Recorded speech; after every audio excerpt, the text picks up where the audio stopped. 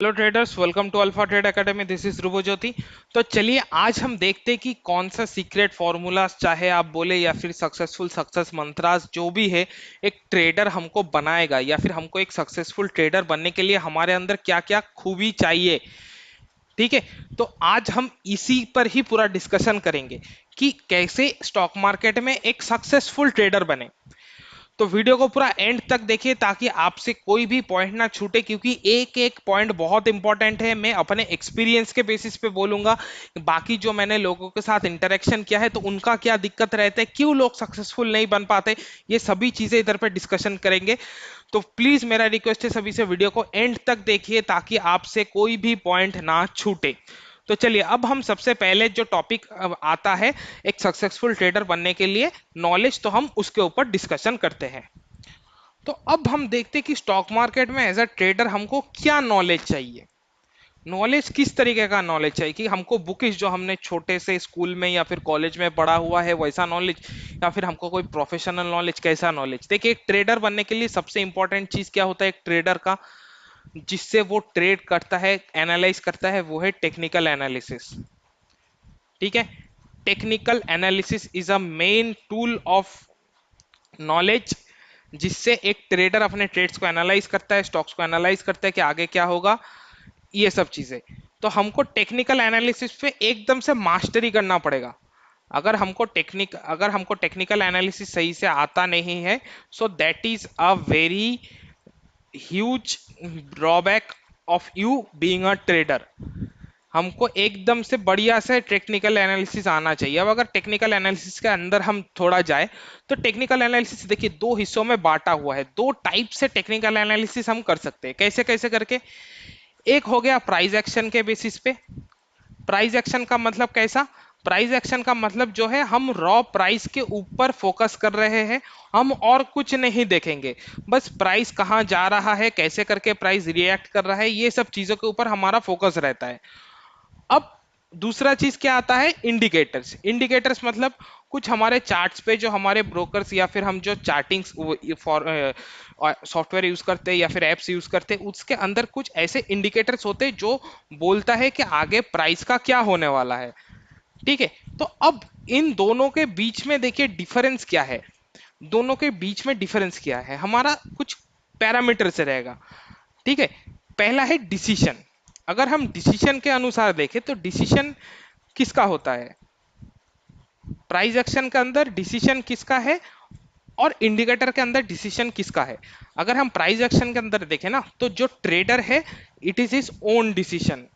वो देख रहा है प्राइस को, वो एनालाइज कर रहा है कि प्राइस आगे किधर जा सकता है किधर नहीं जा सकता है। बट जो लोग इंडिकेटर से यूज करते हैं उसका अंदर का डिसीजन किसका होता है, वो सॉफ्टवेयर हो जाए चाहे वो इंडिकेटर हो जाए, डिसीजन उसका होता है। ठीक है, ऑसिलेटर कुछ भी, तो वो सब डिसीजन क्या है, ट्रेडर का खुद का नहीं होता। अब हम देखेंगे कि इंफॉर्मेशन, जो हमको इंफॉर्मेशन मिलता है, इंफॉर्मेशन जो हमको मिलता है, कि इंफॉर्मेशन मतलब कैसा टाइप का इंफॉर्मेशन, प्राइस का इंफॉर्मेशन। ठीक है, प्राइस का इंफॉर्मेशन ये आप नोट कर लीजिए, प्राइस का इंफॉर्मेशन। प्राइस का इंफॉर्मेशन मतलब कि प्राइस आगे जाएगा, ऊपर जाएगा, नीचे जाएगा, कहां जाएगा। प्राइस एक्शन में क्या होता है ना, हमको इंफॉर्मेशन फास्ट मिल जाता है, लेकिन इंडिकेटर पे ये इंफॉर्मेशन स्लो आता है। क्यों, क्योंकि जो प्राइस एक्शन ट्रेडर होता है वो सिंपली बस प्राइस को देख रहा है, वो समझ रहा है कि नहीं आगे प्राइस ऊपर जाएगा या नीचे जाएगा, उसको समझ आ रहा है। लेकिन जो इंडिकेटर यूज करता है, प्राइस अगर ऊपर गया तो उसका इंडिकेटर बोलेगा बाई, प्राइस अगर नीचे गया तो इसका इंडिकेटर बोलेगा सेल। लेकिन प्राइस एक्शन ट्रेडर का फायदा क्या है, प्राइस अभी इधर पे है, आपको देख के पता चल जाएगा कि नहीं प्राइस इधर से नीचे जाएगा या फिर ऊपर जाएगा। तो समझे। अब देखिए जितने भी मार्केट में आजकल सक्सेसफुल ट्रेडर्स होते हैं, चाहे अपना इंडियन मार्केट्स में हो, फॉरेक्स में हो, फॉरेन मार्केट्स में हो, जहां पर भी हो, maximum traders are fond of price action. क्योंकि ये प्राइस एक्शन एक ऐसा चीज है जो आपको सक्सेसफुल बना पाएगा। क्यों क्यों, क्योंकि उधर पे आपका डिसीजन मेकिंग आपका खुद का होता है। You are the own decision maker of your trades. लेकिन इंडिकेटर पे आपका डिसीजन नहीं होता, वो कोई सॉफ्टवेयर आपको सिग्नल दे रहा है, इधर से बेच दीजिए, इधर से खरीद लीजिए, आप उसके बेसिस पे ट्रेड कर रहे हैं। So if you need to grow as a trader, आपको पहले टेक्निकल एनालिसिस अच्छे तरीके से आना चाहिए और उसके अंदर आप प्राइस एक्शन पे मास्टरी कीजिए, इंडिकेटर्स को अवॉइड कीजिए। ये क्या है ना, अब देखिए सिस्टम इस तरीके से डेवलप किया गया है कि जो भी मार्केट में नया ट्रेडर आता है, चाहे आप यूट्यूब पे जाके कुछ सर्च कर ले या फिर ऐसा कुछ कर ले, आपको क्लिकबेट वीडियोस बहुत सारे मिलेंगे कि मैं किस तरीके से ट्रेड करूं। आपने कोई इंट्राडे ट्रेडिंग स्ट्रेटेजी निकाल सर्च किया, आपको मिल जाएगा best indicator strategy, best indicator indicator indicator. अब देखिए लोग जब मार्केट के अंदर नए आते हैं ना, तो वो लोग इंडिकेटर के पीछे क्यों जाते हैं, क्योंकि इंडिकेटर उनको सिग्नल दे देता है कि नहीं आप इधर से खरीदे इधर से बेचे। बेस्ट इंडिकेटर का ऐसा करके कुछ होता ही नहीं है, ठीक है। तो अगर आपको सक्सेसफुल बनना है, you obviously go with price action. बार बार से ये चीज बोल रहा हूं, आप चाहे किसी भी बड़े ट्रेडर का एग्जाम्पल ले लीजिए, वो लोग सभी प्राइस एक्शन फॉलो करते हैं, ठीक है। अब देखिए नॉलेज तो टेक्निकल एनालिसिस हो गया, अब हमको फंडामेंटल्स में क्या चाहिए, हम थोड़ा फंडामेंटल्स में भी देखते हैं। देखिए फंडामेंटल्स में अगर हम देखें ना, तो एक ट्रेडर बनने के लिए आपको स्टॉक का पी रेशियो ये सब के ऊपर इतना नजर नहीं रखना पड़ेगा, ये तो फंडामेंटल फैक्टर्स हो जाते हैं इन्वेस्टमेंट्स के लिए। लेकिन एज ए ट्रेडर आपको फंडामेंटल नॉलेज कैसा चाहिए कि जब अगर मान लीजिए कोई अगर न्यूज आया स्टॉक के अंदर, न्यूज आया, जैसे हम बोल सकते हैं कि अभी 2020 में जो 2019 में जो येस बैंक का न्यूज आया, वो न्यूज कैसे येस बैंक का इफेक्ट करेगा, ये फंडामेंटल होता है एक ट्रेडर को जो जानना पड़ेगा। दूसरा चीज क्या है कि कोई एक अर्निंग्स आ रहा है, जैसे क्वार्टर रिजल्ट्स, क्वार्टर रिजल्ट्स, तो क्वार्टर रिजल्ट्स अगर नेगेटिव आए पॉजिटिव आए, तो वो कैसे करके एक स्टॉक को इंपैक्ट करेगा, ये सब चीज। अब कुछ स्टॉक के अंदर जब बाई बैक होता है, बाई बैक, बोनस इशू, ये सब चीजों कैसे करके एक स्टॉक को इफेक्ट करता है, ये सब फंडामेंटल नॉलेज आप एक ट्रेडर होने के दौरान आपको लेना पड़ेगा। तो एक नॉलेज के अंदर हमारा जो आ जाता है टेक्निकल एनालिसिस, और फंडामेंटल्स के अंदर हमारा आ जाता है कि न्यूज, क्वार्टर रिजल्ट्स की जैसे अर्निंग्स, ये सब वगैरह कैसे इफेक्ट करेगा स्टॉक को, और फिर बाईबैक बोनस, ये सब जो इवेंट्स होते हैं ये स्टॉक्स को कैसे इफेक्ट करेगा। तो आशा करता हूँ कि नॉलेज जितना एक सक्सेसफुल ट्रेडर होने के लिए चाहिए, क्या चाहिए आपको इधर से क्लियर हो गया। अब चलिए हम दूसरा एस्पेक्ट पे चले जाते हैं, जो है माइंडसेट। एक ट्रेडर का माइंडसेट कैसा होना चाहिए। अब देखिए अगर हम एक ट्रेडर के माइंडसेट के साथ, अगर हम क्या है ना, माइंडसेट के साथ लोग खिलवाड़ करते हैं, उनका माइंडसेट प्रॉपर नहीं होता। एक ट्रेडर बनने के लिए आपको बहुत ही एक डिसिप्लिन्ड माइंडसेट चाहिए होता है। देखिए एक गैम्बलर एक कैसीनो में जाता है, एक गैम्बलर है वो कैसीनो में जाता है, वो पूरा पैसा कैसीनो में गवा देता है, उसको कोई दिक्कत नहीं, क्योंकि उसको पता है कि अगर इधर पे कुछ भी उल्टा सीधा होगा तो मेरा पूरा पैसा जाएगा ही। सो उसका विनिंग प्रोबेबिलिटी इज लेस। अब अगर आप एज अ ट्रेडर मार्केट के अंदर घुस रहे हैं और आपका माइंडसेट अगर एक गैम्बलर का तरह है, तो आप कभी भी सक्सेसफुल नहीं हो पाएंगे। तो ट्रेडर का माइंडसेट कैसा होना चाहिए, don't focus on profit, don't focus on profit, ये चीज को दिमाग में रखिए। प्रॉफिट अपने आप आएगा, प्रॉफिट के ऊपर ध्यान नहीं देना है, ठीक है। डोंट फोकस ऑन प्रॉफिट, ये फर्स्ट टाइम के लिए, जब आप नए आ रहे हैं मार्केट में, एकदम से भी प्रॉफिट्स के ऊपर फोकस मत दीजिए। किस चीज के ऊपर आपको फोकस देना पड़ेगा, हम एक एक करके पॉइंट लिख रहे हैं इधर पे। First point, capital saving. आपको कैपिटल सेव करना पड़ेगा, आप जो कैपिटल लेके मार्केट के अंदर आए हैं, ठीक है, कैपिटल सेविंग। दूसरा चीज आपको किस चीज पे फोकस करना है, रिस्क मैनेजमेंट, कि मैं किस स्टेट पे कितना रिस्क उठाऊंगा कैसे उठाऊंगा, ये सब चीजें। रिस्क मैनेजमेंट पे आपको एकदम से मास्टरी करना पड़ेगा, ठीक है। ये सब रूल्स बना लीजिए आपके लिए। हमारा रिस्क मैनेजमेंट का एक वीडियो है, आप जाके देखिए, उधर पे आपको रिस्क मैनेजमेंट के ऊपर पूरी तरीके से जो भी नॉलेज चाहिए आपको मिल जाएगा। तो अब देखिए कैपिटल सेविंग, रिस्क मैनेजमेंट, ये सब क्या है, ये एक ट्रेडर का माइंडसेट है। नहीं, मैं मार्केट में ट्रेडिंग करने आया हूं, trading is a business for me, trading is a business for me. अब अगर आप कोई बिजनेस करते हैं, तो उससे अगर आप हर महीना 100% रिटर्न एक्सपेक्टेशन कभी नहीं करेंगे। आप चाहे जो भी बिजनेस करें, आप उससे कभी भी महीने में 100% रिटर्न एक्सपेक्ट नहीं करेंगे, you will not expect. So how can you expect in trading, बहुत लोग मेरे से बात के कि नहीं सर आप कुछ ऐसा सिखा दीजिए जिससे से मेरा हर महीना कैपिटल डबल होते जाए। अगर आप 100% रिटर्न के लिए जा रहे हैं, so you are also going for a 100% loss. 100% loss, आप जितना प्रॉफिट के लिए जा रहे हैं उतना आप लॉस के लिए भी जा रहे हैं, तो ये चीज को दिमाग में रखिए। एक नया ट्रेडर जो आता है वो कैलकुलेट क्या करता है अपना ट्रेडिंग के टाइम पे, एक स्टॉक को मैंने 100 रुपए पे खरीदा, 1000 क्वांटिटी, अगर वो 1 रुपए बढ़ गया 101 पे पहुंच गया, मेरा वो क्या हो जाएगा, 1000 रुपए का मुनाफा हो जाएगा, 1000 रुपीज प्रॉफिट। ये ट्रेडर का माइंडसेट नहीं होता है। ट्रेडर ये नहीं देखेगा, ट्रेडर देखेगा क्या, पहले उसने देखा कि ये स्टॉक अभी खरीदने लायक है 100 रुपए में, ठीक है, लेकिन अगर नीचे गिरता है तो मैं कितना तक इसको होल्ड करूंगा, ये होता है ट्रेडर का माइंडसेट। ट्रेडर पहले क्या है, ट्रेडर पहले लॉस प्लान करता है कि उसका कितना लॉस हो सकता है, this is the first thing you need to plan. ठीक है, अब मैं आगे जाके जब ट्रेडिंग प्लान के बारे में बोलूंगा ये सभी चीजें उधर मैं डिस्कस करता हूं, ठीक है। तो नेक्स्ट पार्ट में हम चले जाते हैं कि ट्रेडिंग प्लान हमारा क्या होना चाहिए हर दिन का, कि कैसे हम ट्रेडिंग प्लान बनाएं, ये सब के ऊपर डिस्कशन करते हैं।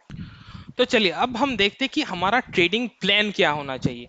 सबसे पहले आपको एक ट्रेडर बनाएगा क्या चीज, आपको पता होना चाहिए आप क्या कर रहे हैं, you should know what you are doing.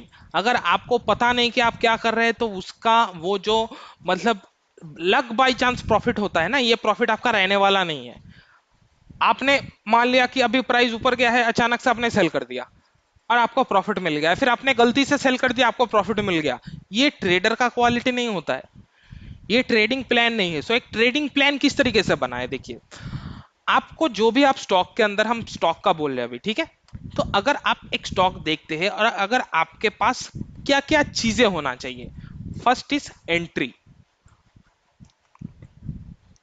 आपको पता रहना चाहिए कि आप ट्रेड में एंट्री कहां से लेंगे। दूसरा चीज क्या है, स्टॉप लॉस, कि आप कितना तक उस स्टॉक पे लॉस लेंगे। तीसरा चीज टारगेट,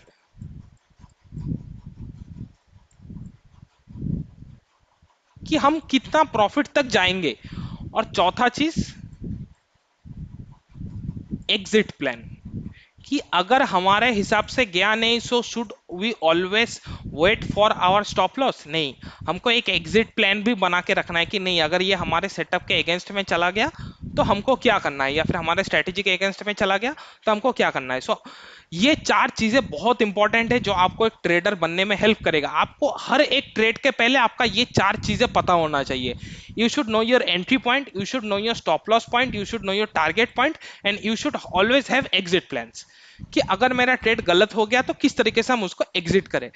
अब देखिए और कुछ चीजें आता है, जैसे अगर हम एफएनओ पार्ट में चले जाए, एफएनओ पार्ट में चला जाए तो हमको हेजिंग प्रॉपरली आना चाहिए। हेजिंग प्रॉपरली क्यों आना चाहिए, देखिए एफएनओ में हाई मार्जिन यूज होता है, so it is always risky, FnO is always risky, so without proper hedging there is a loss of 100%। ये हो सकता है आपका पूरा अकाउंट ब्लो हो सकता है, इसके इतना रिस्क होता है। तो अब मैंने कुछ लोगों के साथ ऐसा भी बात किया है ना, जिन जो लोग मार्केट में बस 1 वीक के लिए आए हैं, 1 वीक, और उनका हालत कैसा है, they only know CE and PE, call क्या होता है और पुट क्या होता है। अगर मार्केट उठ रहा है तो हमको कॉल खरीदना है, मार्केट गिर रहा है तो पुट खरीदना है। ये प्लान नहीं है या फिर नॉलेज नहीं है, ये इससे आप सक्सेसफुल नहीं बन पाएंगे। आपके पास पूरा आइडिया होना चाहिए कि हाँ कॉल क्या होता है, पुट क्या होता है, ऑप्शंस किस तरीके से ट्रेड किया जाता है, उसका यूज क्या है। चाहे हम फ्यूचर्स में चले जाए, फ्यूचर्स होता क्या है, क्यों एक फिक्स्ड लॉट साइज आता है, ये सब क्यों, why should be always your question, कि ये सब हो क्यों रहा है मार्केट में। ठीक है, तो एक ट्रेडिंग प्लान में क्या होता है, आपके पास एंट्री होना चाहिए, स्टॉप लॉस होना चाहिए, टारगेट होना चाहिए, एग्जिट प्लान होना चाहिए। चाहे आप जिस भी ट्रेड में आ गए हैं, आप चाहे इंट्राडे कर रहे हैं, स्विंग ट्रेड कर रहे हैं, डिलीवरी के लिए ले रहे हैं, देखिए दिक्कत क्या होता है ना, लोग सोचते हैं कि वो कभी गलत ही नहीं हो सकता, they can never be wrong. जब येस बैंक गिरना चालू हुआ 2019 में, लोग 200 रुपए पे खरीदे, 150 पे खरीदे, 100 पे खरीदे, जब राकेश झुनझुनवाला का उसके ऊपर नजर आया, लोग घरवाड़ बेच के उस पर पैसा लगा दिया। आज 2020 के अभी अगर हम देखें अक्टूबर महीने में क्या कितने पे ट्रेड कर रहा है, 15 से 20 रुपए पे, ट्रेडिंग ओनली बिटवीन 15 to 20। ये क्यों? आज लोग ईएस बैंक के अंदर क्यों फंसा हुआ है? बस एक ही चीज के लिए, people think that they are always right, they are always right. ये चीज गलत है। आपके पास हर एक ट्रेड का एक प्लान होना चाहिए कि ठीक है चलो मैंने थोड़ा रिस्की एंट्री लिया यस बैंक पे, लेकिन मेरे पास स्टॉप लॉस होना चाहिए। I should know wait to exit this. अगर गलत गया, अगर अच्छा ट्रेड गया, लोगों का क्या होता है, ट्रेड चलता ही जा रहा है, वो लोग होल्ड करके ही है, नहीं अनलिमिटेड प्रॉफिट देगा हमको, फिर बाद में क्या हुआ, गिर गया। लेकिन जो यहां से यहां तक उठा, अगर आप बस इतना घड़ लेके आ पाते, आप प्रॉफिटेबल रहते। इसका मतलब क्या है, आपके पास टारगेट, प्रॉपर डिफाइंड टारगेट नहीं है, आप कहां पे टारगेट लेंगे स्टॉक्स का, यह दिक्कत है। तो इसीलिए बोलता हूं कि जो भी स्टॉक्स आप ले रहे हैं ना ट्रेड के लिए, उसके अंदर आपको ये 4 चीजें, बार बार से बोल रहा हूं, entry, stop loss, target and exit plans. अब देखिए कुछ लोग क्या है ना, सिंपल सा, अगर उन्होंने सोचा कि प्राइस इधर से अभी उनको लगा है कि उठना चाहिए, नहीं उठा, प्राइस गिरने लगा है, सो इनका ट्रेड का भी सही का, उनका पीएनएल हमेशा रेड में ही रह गया। और वो लोग क्या करते हैं ना, एसएल तक वेट करते हैं कि नहीं मैं पूरा स्टॉप लॉस तक दूंगा। ये चीज गलत है। You should have a exit plan. और कभी भी एसएल को, ठीक है, ऑपोजिट डायरेक्शन में ट्रेल मत कीजिए, ऑपोजिट ट्रेलिंग मत कीजिए, ये बहुत गंदा चीज है। आपने सोचा है आप 100 रुपए पे खरीदेंगे, आप 98 का एसएल लगा रहे हैं। अब जब 97.50 पे पहुंच गया, सॉरी 98.50 पे पहुंच गया, आपने एसएल लगा के 97 कर दिया, फिर 96 कर दिया, 95 कर दिया, और वो नीचे गिरता ही जा रहा है, और आप एसएल नीचे लेते ही जा रहे हैं कि ताकि मेरा एसएल हिट ना करे। अरे एसएल देने का मतलब क्या है, ताकि आपका स्टॉक एसएल लेके चला जाए और आपका लॉस लिमिटेड हो जाए, ठीक है। तो आशा करता हूँ कि सभी को ट्रेडिंग प्लान क्या होता है ये समझ में आया। और एक चीज देखिए, always do your homework. Homework आपको करना पड़ेगा। होमवर्क मतलब आपको नेक्स्ट दिन के लिए प्रिपेयर होना पड़ेगा कि कल मार्केट कहां जाएगा, अगर ऊपर गया तो हमको क्या करना है, नीचे गया तो क्या करना है, रेंज में रहा क्या क्या चीजें हो सकता है, ये सब चीजें आपको होमवर्क करना पड़ेगा कि पहले दिन नेक्स्ट डे के लिए क्या क्या सिनेरियोस बन सकती। एक ट्रेडर जो होता है वो हर एक सिनेरियो के अंदर वो कुछ ना कुछ कर पाता है। ट्रेड ना करना भी अपने आप में एक कैपिटल सेविंग का ही पार्ट है, ठीक है। तो उसको आप ये समझना चाहिए कि वो एक ट्रेडर कब ट्रेड करना है, कब ट्रेड नहीं करना है, ये एक ट्रेडर को अच्छी तरीके से पता होता है। तो अगर आप ये भी कर पाए कि आपको पता है कि हाँ ये अभी ये मेरा ट्रेडिंग के जगह पे है, इस पे मैं ट्रेड करूंगा, ठीक है, ये मेरा ट्रेडिंग के जगह पे नहीं है, इधर पे रिस्क दिख रहा है मुझे, या फिर समझ नहीं आ रहा, मैं ट्रेड नहीं करूंगा, आपका कैपिटल सेव होता रहेगा। ये भी हमारे ट्रेडिंग प्लान के अंदर आता है। तो होमवर्क भी कल से करना चालू कर दीजिए कि कल मार्केट में क्या होगा, ये आप पहले दिन एनालाइज करके रख देंगे। हमारे हर दिन एनालिसिस, डेली मार्केट एनालिसिस का वीडियोस आते हैं, आप उनको बार बार से देखिए, आप एट अ कंटिन्यूएशन आप भी ट्रेडर बनते जाएंगे। देखिए एक ट्रेडर बनना ये 15 डेज, ओके, एक 15 डेज के अंदर आप ट्रेडर नहीं बन पाएंगे। इसमें आप सीखेंगे, लेकिन वो प्रैक्टिस करना पड़ेगा, तब जाके आप एक ट्रेडर बन पाएंगे, ठीक है। तो ये सब चीजों को दिमाग में रखिए। तो अब चलिए हम चले जाते कि आखिरी चीज, कैपिटल कितना चाहिए होता है ट्रेडिंग के लिए, और हमारा जो एक्सपेक्टेशन है वो कितना होना चाहिए, ये सब चीजें। तो चलिए वो देखते हैं। तो अब हम चलिए देखते हैं कि हमको स्टॉक मार्केट में एक ट्रेडर बनने के लिए या फिर कितना कैपिटल से हमको ट्रेड करना चाहिए। अगर आप न्यू है मार्केट में, अगर आप मार्केट में न्यू हैं, उतना ही कैपिटल लाइए जितना आप लॉस कर सकते हैं। अगर आप सोचे कि नहीं चलो 5,000 का अगर मेरा नुकसान हुआ तो मुझे कोई दिक्कत नहीं होगा, ब्रिंग ओनली 5,000। अगर आपको लगा कि 10,000 से मेरा दिक्कत नहीं होगा, bring 10,000, not more than 10,000, okay.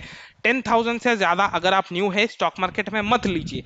और एक चीज क्या है, आपका ये फियर कैपिटल नहीं होना चाहिए, this should not be your fear capital. लोग क्या करते हैं, लोग कहीं से उधार लेके कैपिटल बना लेते हैं।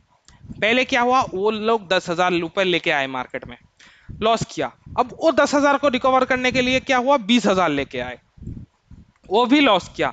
अब उनको 50,000 चाहिए 30,000 का लॉस रिकवर करने के लिए। वो 50,000 वो कहीं से लोन ले रहा है, और उसके अंदर बहुत डर है कि अगर ये 50,000 चला गया मेरे से तो मैं उधार कैसे चुकाऊंगा, ये सब कैसे होगा। फियर कैपिटल को मार्केट में कभी भी मत लाइए, ये बहुत गड़बड़ करता है, ये आपका साइकोलॉजी के साथ खेलता है बहुत, ठीक है। तो अगर आप न्यू ट्रेडर है, मार्केट में 5 से 10 हजार रुपए लाइए, देखिए। और आपको न्यू मार्केट में आप जब आए हैं सिर्फ इक्विटी में ही ट्रेड कीजिए, इक्विटी के सिवा और कुछ में मत जाइए, क्योंकि एज ए न्यू पर्सन आपको पहले सब नॉलेज लाना पड़ेगा। लॉस करेंगे आप, पहले लॉस होगा आपका, कोई इशू नहीं, चलिए लॉस हम करेंगे, ये हमारा क्या है, लर्निंग कॉस्ट है, ये हमारा लर्निंग कॉस्ट है। अगर आप कहीं पर फ्री इंटर्नशिप करने जाते थे तो क्या होता, आप तो किराया देके, गाड़ी का किराया देके आप तो उधर पे सीखने जाते थे, आपका उधर में खर्चा नहीं होता था। This is also our learning cost, ठीक है।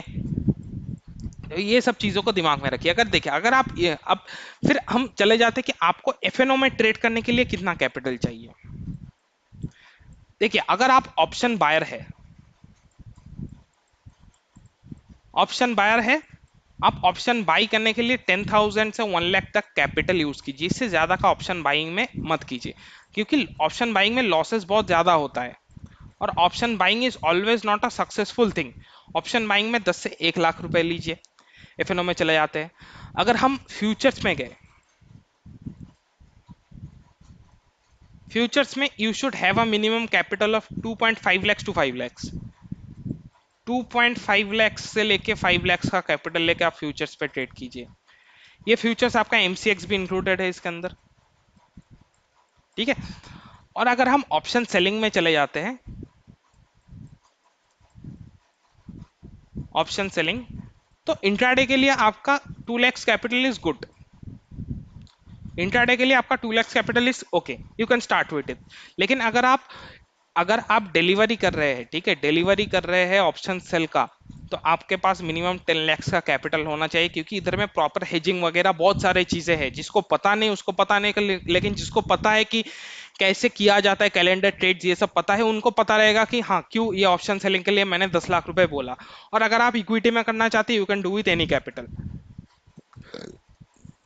आप किसी भी कितना भी चाहे कैपिटल लेकर कर सकते हैं, ठीक है।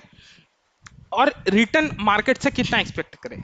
देखिए, छोटा कैपिटल पे महीने का 50% रिटर्न भी आ जाता है, 1,000 2,000 5,000 का कैपिटल पे 50% से ज्यादा भी बन जाता है। लेकिन अगर हम एक स्टैंडर्ड रिटर्न मार्केट से एक्सपेक्ट करें, ट्रेडिंग से, इंट्राडे ट्रेडिंग से, स्विंग ट्रेडिंग से कंबाइन करके, एवरेज करके 20% per month, not more than that.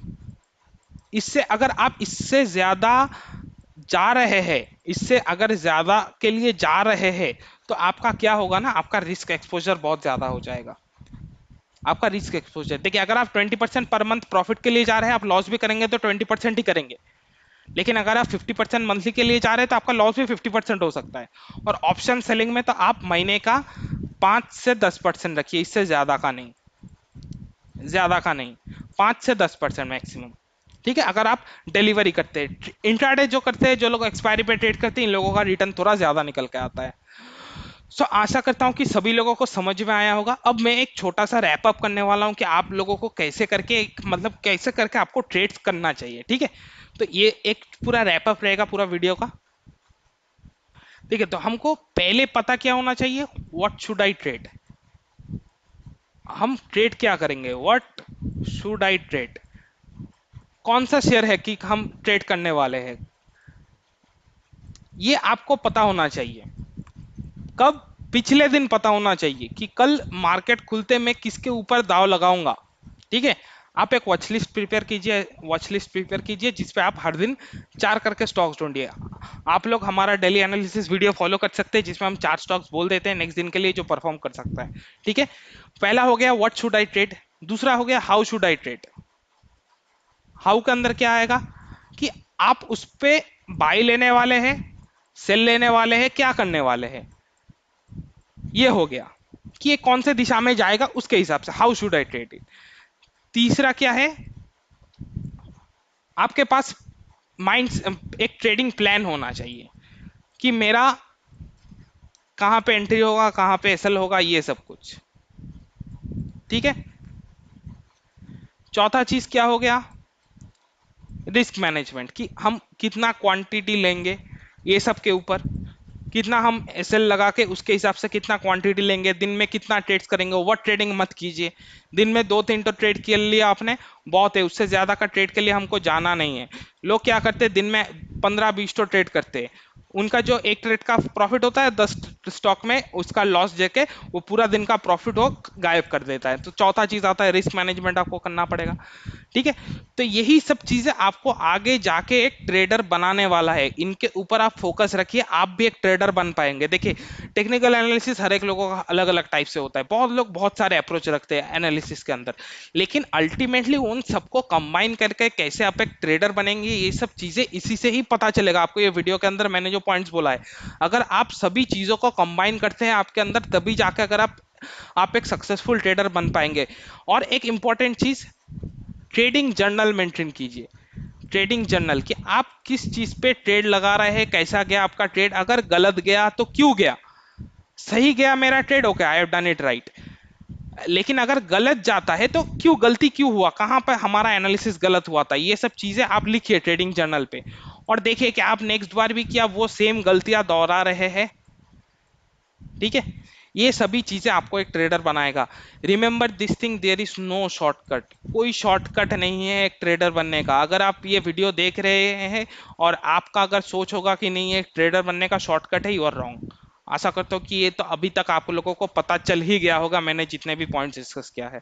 Okay, so use this things, be very much focused in your trading. Part time चीज ये उतना ज्यादा है नहीं, टिप्स के पीछे मत जाइए, जो भी करेंगे गलती आपका होगा, सीखेंगे आप, किसी का डिसीजन, दूसरे का इन्फ्लुएंस मत लीजिए आपके ट्रेडिंग के टाइम पे, दूसरा कोई आपका ट्रेड को इन्फ्लुएंस ना करे, इसके ऊपर ध्यान रखिए। ठीक है, दूसरा कोई आपका ट्रेड को इन्फ्लुएंस ना करे। और चीज क्या है, टीवी मत देखिए ट्रेड के टाइम पे, ये जो हर एक आपने 50 ठो टेलीग्राम चैनल ज्वाइन करके रखा है, 50 ठो व्हाट्सएप ग्रुप ज्वाइन करके रखा है, आपने सोचा है कि चलो मैं अभी एसबीआई सेल करूंगा, आपको दूसरा कोई एक ग्रुप में दिख रहा है एसबीआई बाई करने के, हो सकता है आपका एनालिसिस सही है उसका गलत है, फिर भी आपका क्या है, आपका कॉन्फिडेंस कम हो जाएगा। ठीक है, टीवी मत देखिए ट्रेड के दौरान, सीएनबीसी आवाज लगा दिया उधर में रिकमेंडेशन मिल जाएगा हमको कि ये खरीदना है ये बेचना है, नथिंग।